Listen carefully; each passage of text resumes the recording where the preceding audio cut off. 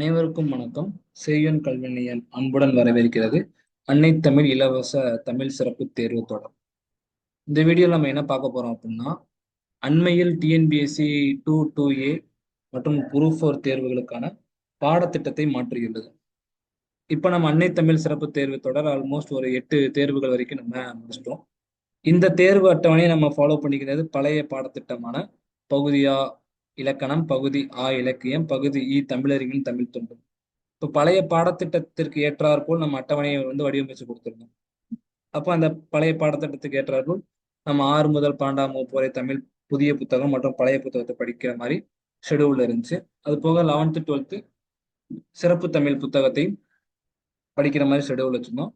இது போக syllabus வைஸாகவும் test போட்டிருந்தோம். இப்படி மொத்தம் 30 தேர்வுகள் வீதம் 3000 கேள்விகள் நம்ம கொடுக்கறதுக்கு பிளான் பண்ணி இந்த ஷெடியூல் போட்டிருந்தோம். இப்ப இந்த புதிய பாடத்திட்டத்துக்கு ஏற்றாற்போல் இந்த ஷெடியூல் அப்படிங்கிறது நமக்கு இல்ல.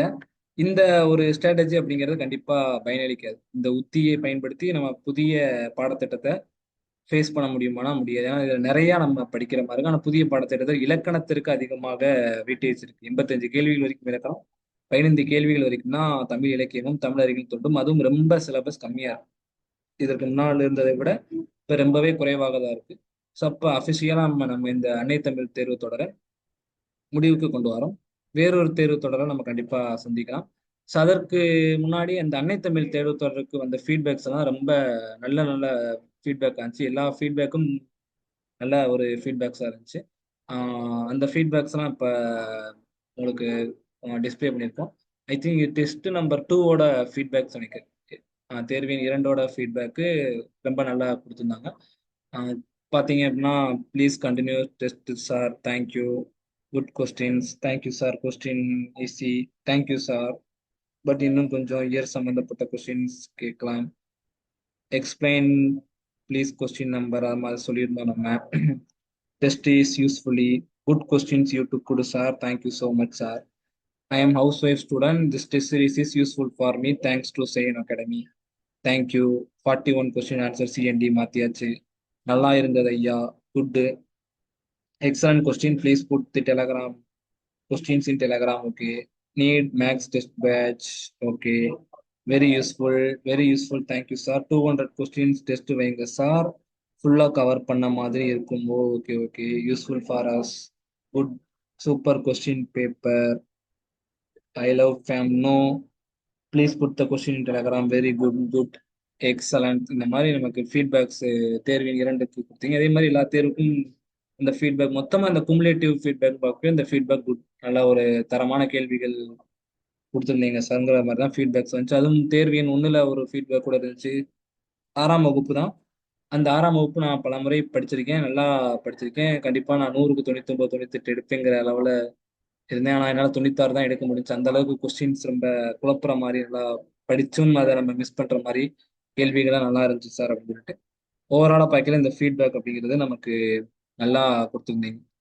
ஸோ அப்போ அடுத்தபடியா நம்ம பார்க்க போகையில இந்த சிலபஸ் மாற்றம் என்னன்னு சொல்லி நம்ம பார்ப்போம். டிஎன்பிஎஸ்சி அண்மையில் மாற்றிய பாடத்திட்டத்தை இப்போ நம்ம பார்த்துட்டு இருக்கோம். இந்த பாடத்திட்டத்தை பொறுத்த வரைக்கும் ஜென்ரல் ஸ்டடீஸ், அந்த பொது அறிவு பகுதியில பெரியதளவில் எந்த மாற்றமும் நமக்கு நடக்கல. ரெண்டு ரெண்டு ரெண்டு யூனிட்ஸை ஒரு யூனிட்டை கம்பைன் பண்ணி கொடுத்துருக்காங்களே தவிர பெரிய அளவில் மாற்றங்கள் நடக்கல. சில வார்த்தைகள் மட்டும் உள்ளக்கு இன்க்ளூடிங் இருக்கு. ஃபார் எக்ஸாம்பிள், இந்த குவாலிட்டியில Tamil Nadu political parties, political system படிக்கணும் அந்த மாதிரி கொடுத்துருந்தாங்க. அதோட பெரிய அளவுல ஜிஎஸ் பகுதிகளில் மாற்றங்கள் நடக்கல. சிறிய சிறிய மாற்றங்கள் மட்டும்தான் நடந்திருக்கு. ஸோ நம்ம முன்னாடி என்ன படிச்சோமோ அது படிக்கிற மாதிரி தான் இருக்கு. இரண்டாவது கணித பகுதியை பார்த்தோம்னா அதுலயும் பெரிய அளவு மாற்றங்கள் இல்லை. புதியதா நமக்கு கொஸ்டின் ஸ்பிளிட்டப் கொடுத்துருக்காங்க. இவ்வளவு கொஸ்டின்ஸ் தான் கேட்போம், இவ்வளவு கொஸ்டின்ஸ் கேட்போம்னு சொல்லிட்டு இந்த கொஸ்டின்ஸை ஸ்பிளிட் பண்ணி கொடுத்துருக்காங்க. ஸோ அப்ப அந்த எந்தெந்த ஏரியாங்களுக்கு கேள்விகள் அதிகமா இருக்குங்கிறத நம்ம தெரிஞ்சுட்டு கூட படிச்சுட்டு போனால் அது கொஞ்சம் நல்லா பயனளிக்கிற மாதிரி இருக்கும். பெரிய அளவிலான மாற்றம், ஒரு மேஜர் சேஞ்ச் எங்க நடந்திருக்கு அப்படின்னா அது கண்டிப்பா தமிழ் பகுதிகளில் தான் நடந்தது. தமிழ் தகுதி மற்றும் மதிப்பீட்டு தேர்வு, இந்த குரூப் 4 தேர்வுக்கு நம்ம தகுதி மற்றும் மதிப்பீட்டு தேர்வு எழுதுறோம். அதுல பெரிய அளவிலான மாற்றங்கள் நடந்தது. கிட்டத்தட்ட இலக்கணம் 85 கேள்விகளாகவும், இலக்கியம் மற்றும் அறிஞர்கள் படிக்கிறது 15 கேள்விகளாகவும், இந்த மாதிரி ஸ்பிளிட் அப் அமைஞ்சிருக்கு. ஸோ இதுக்கு முன்னாடி இருந்த பகுதியா அந்த தேர்வு பாடத்திட்டத்தை விட இது பெரிய அளவிலான ஒரு மாற்றமா இருக்கு. ஸோ இப்போ இந்த பாடத்திட்டத்துல இலக்கணம் 25 கேள்விகள் கொடுக்குறேன் கேட்கிறேன்னு சொல்லியிருக்கிறாங்க. அது பிரித்தெழுதுக, சேர்த்தெழுதுக, சந்திப்பில்லை, இதெல்லாம் நம்ம ஆல்ரெடி முன்னாடி உள்ள பகுதியா இலக்கணத்துல படிச்சதுதான். சொல்லகராதியில இருந்து ஒரு 15 கேள்விகள் கேட்போம் அப்படின்னு சொல்லியிருக்காங்க. அதுலேயும் பெரும்பகுதிகள் நம்ம இதுக்கு முன்னாடி நம்ம படிக்கிறது தான். இந்த எழுத்துத்திறன் இதுலேயும் நம்ம பெரும்பகுதிகள் முன்னாடி நமக்கு படிச்சதா தான் இருக்கு. அப்புறம் இந்த கலைச்சொற்கள் இதையும் நம்ம இதுக்கு முன்னாடி உள்ள சிலபஸுக்கு நிறைய படிச்சிருக்கோம்.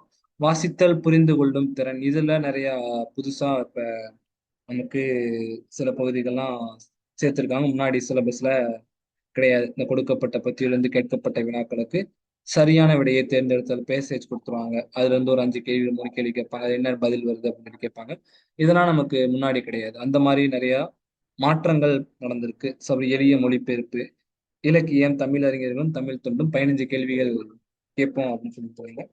இதற்கு முன்னாடி இந்த தமிழ் இலக்கியம் பகுதி பகுதி அதுல உள்ள சிலபஸ் அப்படிங்கிறது ரொம்ப அதிகம். அது ரொம்ப ரொம்ப அதிகமான சிலபஸ் வச்சு இப்ப ரொம்ப குறைச்சிட்டாங்க.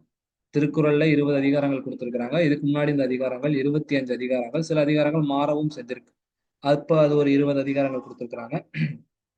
அறநூல்கள் தொடர்பான செய்திகள் கொடுத்திருக்கிறாங்க.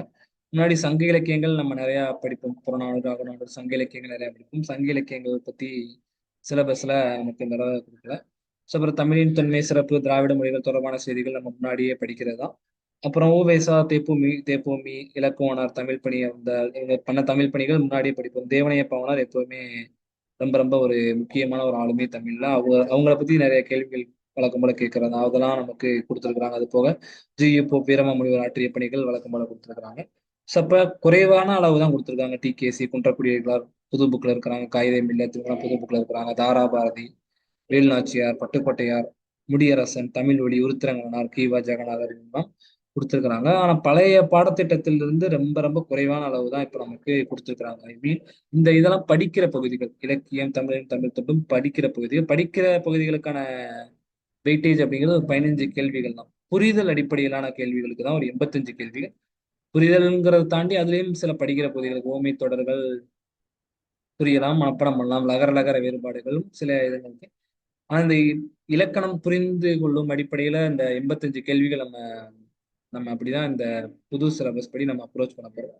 பழைய சிலபஸ்ல தான் அந்த ஒரு ஆல்மோஸ்ட் ஒரு 40 கேள்விகள் வரைக்கும் இலக்கணத்துல கேட்பாங்க. ரிமைனிங் 60ல இலக்கியம், உரைநடை கேட்பாங்க. இப்ப நமக்கு டோட்டலா இந்த சிலபஸ் படி பார்க்கையில நமக்கு படிக்கிற ஸ்ட்ராட்டஜிஸ் உத்திகள் கண்டிப்பா நமக்கு மாறுது. ஸோ அதனால நம்ம இந்த அன்னை தமிழ் தேர்வு தொடர முடிவுக்கு கொண்டு வரோம். வேற ஒரு தேர்வு தொடர்ல சந்திப்போம்.